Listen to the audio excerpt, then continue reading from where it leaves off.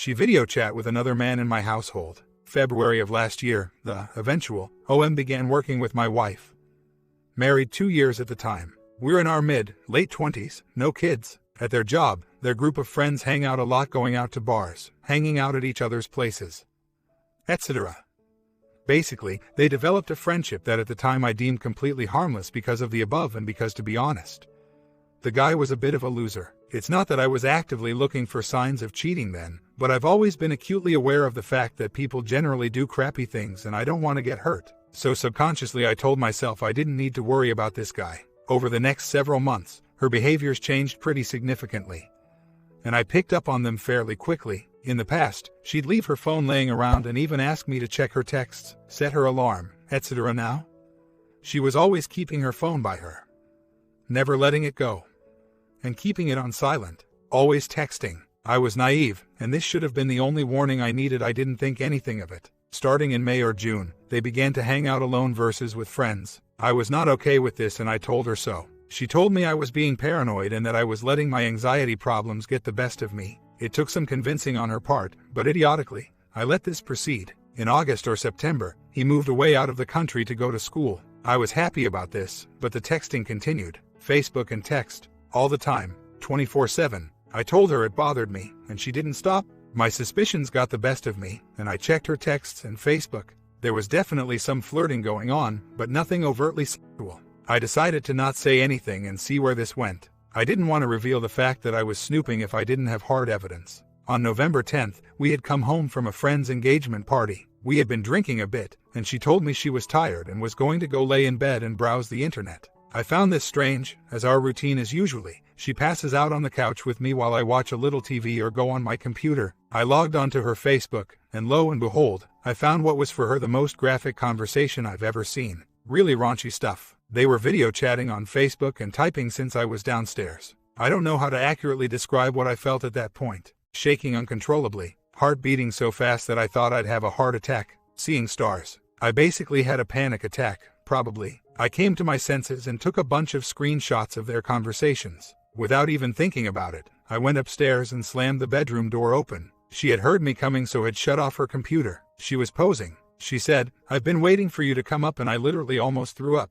Couldn't even respond. I went back downstairs, drank about half a bottle of wine, and then went back up and told her that I knew what she was doing. At first, she pretended like I was talking nonsense, but she realized I knew and freaked out. She had a meltdown, grabbed onto me while she was not wearing much, which disgusted me for some reason. I remember that part vividly to this day. Crying hysterically, got the slow trickle of information. First it was chatting only, then it was a kiss, then it was hooking up, then it was sleeping together. The trickle went on for days, weeks. Eventually I found out they had been having an emotional and physical affair for 8 months. They'd had slept together dozens of times. First with, then without protection. It makes me sick to think about still. I don't know why I didn't leave the night I found out. Most days I think I should have. I guess part of it is that we had just closed on a house a month before. The other, bigger, part is that I still care about her. I do love her still, but it's different love now, and it's changed forever. I have zero trust for her, and most days I think she's still talking to him or someone else behind my back. She unfriended the OM on Facebook and swears they don't talk, but she's a smart person, and if she wanted to hide it,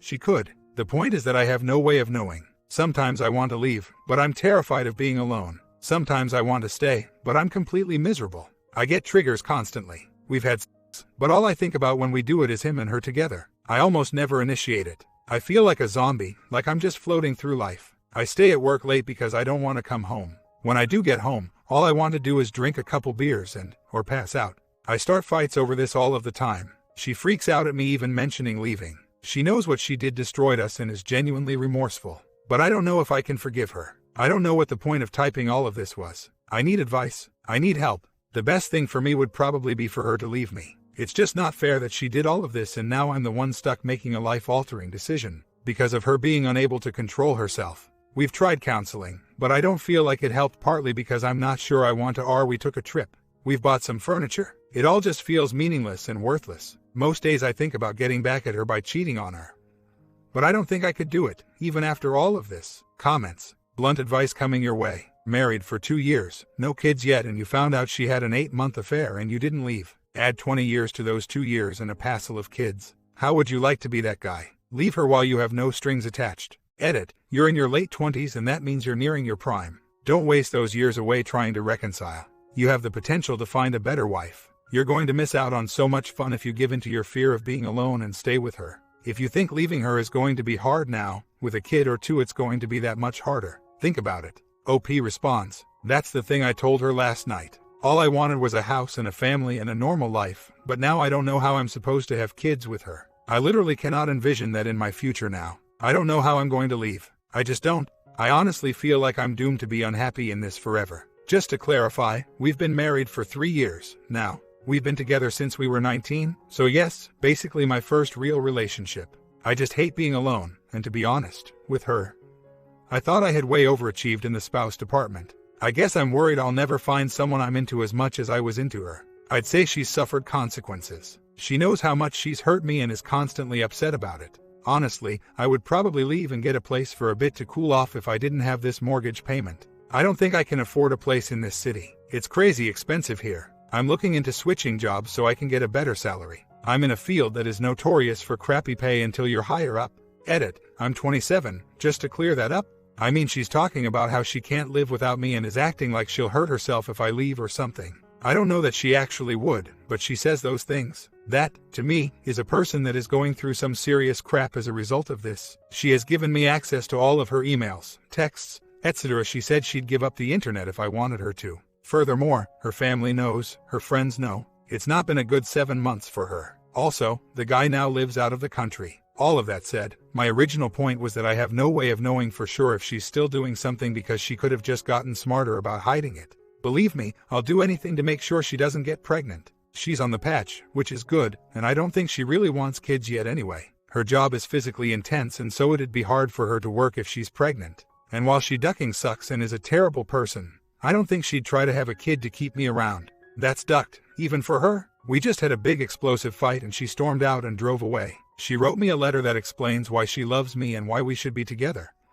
And long story short, I called it all a lie and BS. That did not go well. After she came back, we talked and smoothed things out a bit. Brought up possibly taking a break. It'd have to be me that leaves since she's from another state. I have family or friends I can stay with. Regardless, it won't be able to be a long break since my family doesn't really live close to where I work and I won't have a car to get to the train. The more I think about it, the more it's not feasible. I also told her that any future conversations we have about this need to be mediated by AMC to keep us on track when we inevitably have an argument while we're talking about what happened. I know most of you think I'm weak for not leaving her.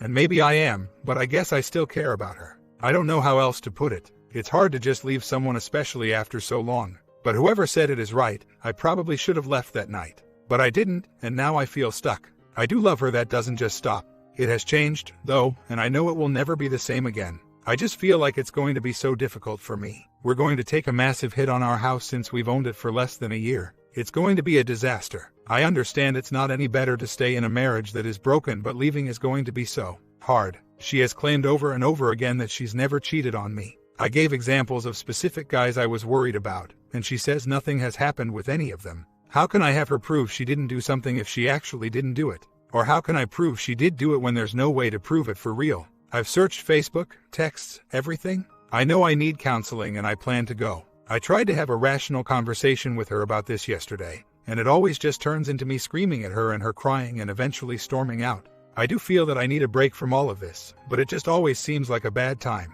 Always. Not enough money or nowhere to stay or always something. I know that makes me weak and I need to just do it, and maybe I will. I think I plan on showing her this thread, because maybe some of what you guys have said will come across better if she reads it than me saying it directly. I feel like I always have a million things I want to say to her, and I always end up forgetting them or botching them or not making sense. I guess it's so hard to leave her because I was so happy when we were good. It's so hard for me to go from being like that to just wanting to leave, even though deep down I think I do. 1 year later, this evening, I told my wife that I don't want to be married to her anymore. This ends a long, sad journey that has lasted nearly 2 years and leaves me at a destination that I never wanted to be at. I did not envision myself a 28-year-old divorcee. I had a life plan, and that plan included my wife and me, living together, happy, growing old together. Was our marriage perfect? Of course not. We got together young, while we were 18, and I think we never really learned to be adults in an adult marriage. I was not good at communication, not good at telling her that I didn't like it when she was a little controlling.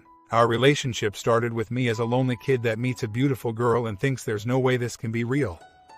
I had no self-esteem. I suffered from anxiety. I was, at times, depressed. This girl brought light to my life in a way that nobody had. She found me interesting. She made me happy. We told each other that we loved one another very early on. I meant it. I not only said I would do anything for her, I actually did. I believe this set a precedent for our relationship that continues today. I try to make her happy, oftentimes at the expense of my own happiness. I do this with nearly everyone in my life. It's something I need to work though, and I am. My need to make her happy is what I believe ultimately led to her infidelity. In 2017, my wife began an 8-month affair with a coworker. Looking back, the signs were clear as day, but the cheated on never wants to believe that their spouse could do such a thing. I was suspicious and raised my concerns with her. She told me my anxiety was what was causing my concern. I will never forgive her for that statement. During this 8-month span, my wife and I bought a house. I found out about a month after we closed on it. My suspicion got the best of me, and I looked on her Facebook while I knew she was chatting with someone on it.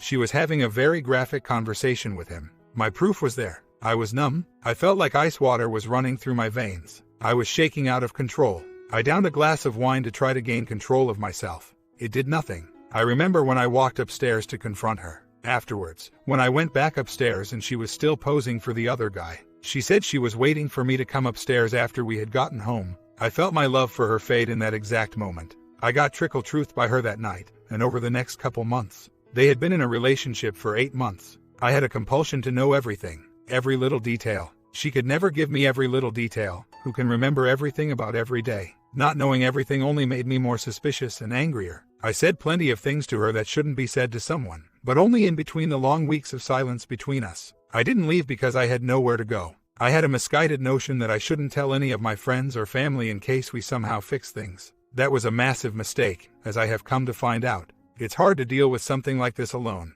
At some point I decided that I would try to get past it and move on and forgive her. Long story short, my love for her never returned. I never really wanted to get past it. I never really wanted to forgive her. We went to counseling. We went on vacation. We bought things. We played house. It all didn't work. By the time the winter of 2019 to 2020 rolled around, I was at my breaking point. I was miserable, living with someone that I cared about, but wasn't in love with. I might have hated her, but I was too depressed to do anything about it. I shut down. We fought a lot. That's pretty much all we did between December 2019 and May 2020. In May, I moved out. I moved into my parents' house. It began as a couple-day stay with them, and 4 months later, I'm still here. We have been seeing a counselor, who effectively acts as a moderator between us. Because all we do is fight when we talk. It was in tonight's session that I told her I didn't want to be married to her anymore. She ripped my world apart, ruined my sense of trust in people. It's going to take years to build back up? She cried. I cried. She wants me to be with her, but I know I can't. I want to stay with her, but I don't. I just don't. So, I'm a 28-year-old soon-to-be divorcee who lives at home. I have a good career, and am what I consider an okay guy. But I'm not always great with people, and I frankly consider myself a 5 or 6 out of 10. I'm just forgettable. I'm alone. I slowly lost touch with almost all of my friends because I devoted all of my time and energy to my wife. They're in my life, but now they have their own lives, their own relationships. Does anyone have any advice as to how to get past the constant depression and doubt I feel? This is really hard. I feel the need to address several things. 1. I wrote my original story when I was in a pretty bad spot emotionally. While I recognize that I need to put in significant work with regards to my self-confidence, I also recognize that I probably was pretty hard on myself in that post. It of course depends on the day, but I generally feel like a guy who a girl should feel lucky to have. 2. The house. Someone brought this up, that I should go take it back, etc. I don't want the house. It reminds me of everything bad and I don't want anything to do with it. 3. During my best days, I do feel lucky that I have my whole life ahead of me. I feel so ducking thankful every day that I don't have kids. I hope nobody took my initial post as a wow is me type of thing, when I understand this thing becomes 10 times more difficult when you have kids. But I'm me, and I don't have any other baseline to work off of. This feels awful.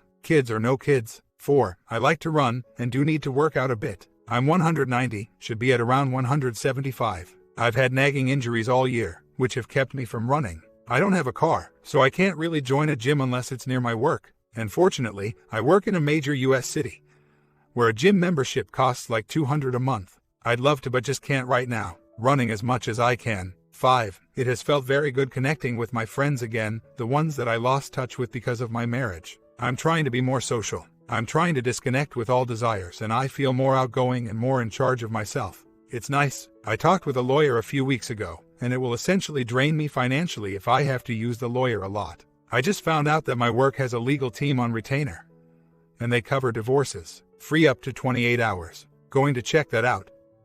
Story 2. Divorce or stay together. We have 3 kids, 10, 12, and 14. We have been together 20 years, married 18. Over the last 9 years, I have had 3 emotional affairs. The first and third were mutual. The middle one was a one-sided obsession I had with someone. After the first emotional affair, I was determined to figure out what went wrong in my marriage to cause it. There are just so many things. He's a good man, great provider. He is also insecure and passive-aggressive. He has never been abusive to me, but he has done some pretty bad things out of anger. Again, not abusive toward me. From an outsider's perspective, we have the perfect life. I'm a stay-at-home mom. I have been out of the workforce since 2015. Basically, I'm done with us. I have lost my love for him. Sleeping together is what I would call pity move. I want it over with as quickly as possible. No touching, no kissing. I hide from him and avoid any chances to be alone. When the in-laws say they'll take the kids for a period of time, I freak out over having to be alone with him. I sleep on the edge of the bed, practically falling out because he keeps moving closer. My problem is how to tell him these things. He knows things are not good with us. We have rehashed the issues over and over for 8 years. We went to counseling for 5 months many years ago and it got us nowhere. We managed to keep ourselves so busy with life and kids that the years just seemed to tick by. A few months ago, he said, if we didn't have kids, I'd still want to be with you. But I don't think you'd want to be with me. We are in our late 40s, and I feel like my chance to find love again is quickly slipping away. How many more emotional affairs will I have while we wait for the kids to be grown? My eyes are wide open when I meet new men. I am emotionally available and legally unavailable. I feel so guilty for destroying our family. We don't fight, we run a smooth household. The kids are fun and active, but we do not have a relationship outside of parenting partners. I need more and I think he deserves better than me. I feel so guilty for denying our kids a family. How do I get over that feeling? Will I ever get over it? I just wish I knew how to do this. I have no income. I don't want the kids to suffer. In my perfect world, we leave the kids here in the house and we move in and out. He would probably agree to that as well. We have always put the kids first. We are way beyond the blame stage at this point. I did not just stop loving him out of the blue. He had a part in that. A big part. So, when he's whining on some other board about his wife being distant, I hope he will remember the part he played in my losing my love for him. Anyway, we did the Marriage Builder's emotional questionnaires 8 years ago. Turns out he can't be affectionate without sleeping together. And I can't sleep with him without affection. You just can't. I must feel a connection for it to be meaningful. Sure, I can go through the motions, but there is no loving touching, no desire. This job out of obligation is soul-crushing. I've been doing it for so long now, I've forgotten what love being touched by him is like. I wish I knew just what he could fix to make me love him again. It's not like I can ask him to stop drinking or looking at videos or flirting with other women and all will be well. He doesn't do those things. Feelings are just not so clear-cut. We have both stayed in this marriage for the kids. The guilt of actually ending it is what is killing me. I know I need to move on so he can have a better life as well as me. I stated that up front. I'm not usurping his generosity. This is our family life that we have chosen. The fact that I have lost my love for him just kills me and I really don't know if I can get it back. At this point, I have finally started individual counseling again, went for a while 8 years ago. I am trying to figure out why I am not emotionally present in my marriage. Well, I know why, but I am hoping get help dealing with my guilt. After telling the counselor the story of what led up to my disconnect from the marriage, she said she thinks he needs intense psychotherapy to deal with his issues. She doesn't think marriage counseling will help us until he does that. I'm pretty sure he will never do that. It was nice to have a little validation of my feelings though. I have put up with a lot over the years. Update. So, I've only just started counseling. Second appointment will be Monday. I'm hoping she will help me decide what to do by sorting out my feelings and needs. I can't keep living like this just waiting for the kids to be grown, at which time I will be in my mid-50s. Counseling didn't help before because the problems were way bigger than our not being happy. I haven't really openly posted about that here. And probably won't. Neither of us were ready to admit that. Plus, the counselor was sort of a doofus. We were able to get a lot of the big issues out in the open though, but unable to resolve them. Over the last 8 years, nothing changed and I have grown more and more distant. I really think I am still here out of obligation, fear and guilt. We have such a great family life. I'm not sure what the kids have picked up on. We don't fight and we aren't mean or catty with each other. But there is no affection. I don't want them to think that this is normal for marriage. There are some serious issues that caused my disconnect so many years ago, and not fixing them just made it worse over time. The emotional affairs were a symptom, not a cause. The counselor asked me what is different about those men versus my husband, and the simple answer is confidence. They were confident and optimistic men. My husband is kind and caring, but he has very low self-esteem and is passive-aggressive. He cannot appropriately express his anger. I am tired of pacifying him. When I am not with him, I imagine that we are great. Then we are together, and I realize we are not. It is all about admitting that we are broken, recognizing we might not be fixable, and moving on, accepting it. This is not the future I imagined. That is the source of my guilt. I so wanted the perfect family for my kids. Last week when I went to my first counseling session, I told her all the things, well, many of them, not all, that led to my loss of love for him, and she told me he needs counseling. His attitudes towards sex are really messed up, and she wonders about his early experiences and how, when he learned about sex. I don't know those things. He comes from an unaffectionate family with an emotionally distant dad and alcoholic mom. Today, after some small talk, she came right out and said that after our session last week, it was clear to her that I was being used. I completely agree. That really hurts, but it had to be discussed. She did not even beat around the bush starting discussions about my finances and how to tell him.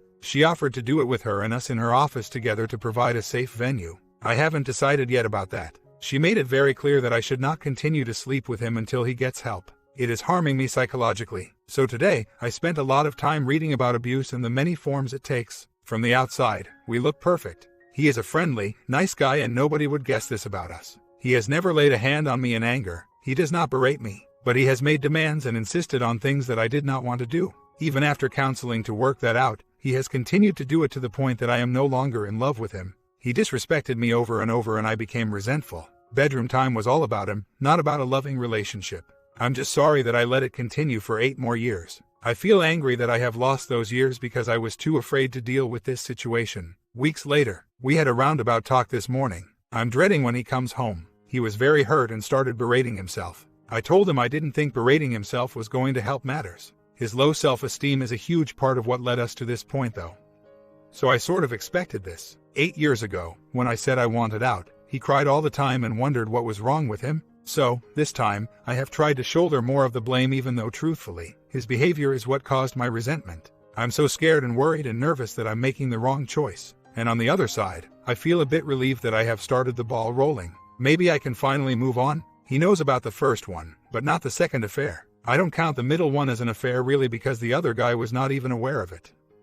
It was all in my head. Neither of the other two were physical affairs. And the second one, the most recent one, the guy isn't even in physical proximity to me. He's an old high school friend. So, what led to the first emotional affair? Throughout my marriage, my husband has been extremely jealous of my past. I was married before and I had several long-term boyfriends. My husband was inexperienced when I met him, at 26. Every single time we engaged, he would either ask or try different things, where I started not wanting to sleeping together at all. Over the years, I withdrew from him emotionally because I felt so disrespected. My guilt is inappropriate, according to my therapist. I'm working on dealing with why I feel responsible for breaking up the marriage by being the one to actually end it, when he is the one who disrespected me. The emotional affairs were a symptom, not a cause of our breakup. I actually think the kids will be fine. Happy about it? No. My plan is to have the house get the kids and for my husband and I to move in and out. Hopefully he will agree with that. I think it would be very unfair to make the kids move in and out of the house they have known their whole lives.